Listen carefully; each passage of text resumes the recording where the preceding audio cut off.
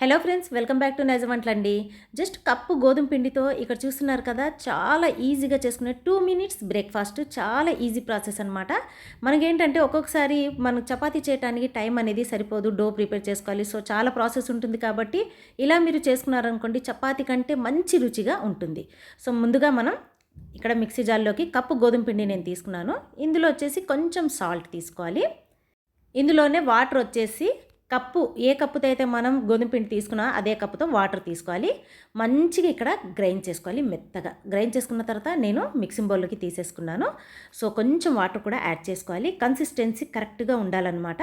So ఇందులో కొంచెం అంటే చిటికేడు పసుపు యాడ్ చేసుకోవాలి. ఇందులో 1 ఎగ్ అనేది యాడ్ చేస్తే రుచి చాలా బాగుంటుందండి.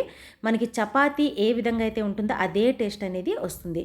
సో చపాతీ అనుకోండి, డో ప్రిపేర్ చేసుకోవాలి. కొంచెం మనకి మార్నింగ్ బ్రేక్ఫాస్ట్కి ఎక్కడైనా ఆఫీస్లో హడావుల్లో వెళ్ళేటప్పుడు అవ్వదు కాబట్టి అలాంటప్పుడు ఈ బ్రేక్ఫాస్ట్కి ఇలా ఈజీగా మీరు ప్రిపేర్ చేసేయచ్చు. ఎగ్ వేసిన తర్వాత బాగా మనం ఇక్కడ మిక్స్ చేసేసుకోవాలండి. మనకేంటంటే పసుపు యాడ్ చేసాం కదా, పసుపు కలిపితే మనకు మంచి టేస్ట్ అనేది వస్తుంది అండ్ కలర్ కూడా చాలా బాగుంటుంది. అందుకే నేను చిటికెడు పసుపుని ఇందులోకి యాడ్ చేశాను.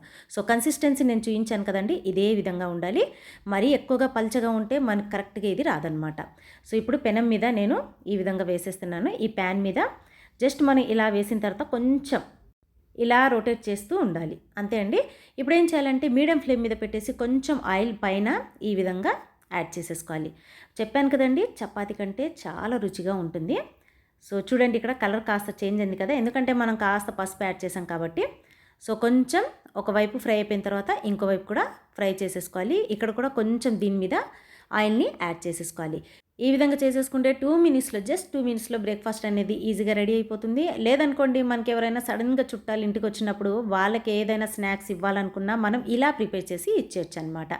సో చాలా ఈజీగా ఉంది కదండి. ఇందులో అయితే నేను ఎర్రపప్పుని ప్రిపేర్ చేశాను, చాలా రుచిగా ఉందండి. మీరు కూడా మైసూర్ పప్పు అని కొంతమంది అంటారు, ఎర్రపప్పు అని కూడా అంటారు. సో మరి ఈసారి చపాతీతో ఇలా మీరు ప్రిపేర్ చేసి ఎలా ఉందో ప్లీజ్ నాకు కామెంట్ చేయండి ఫ్రెండ్స్.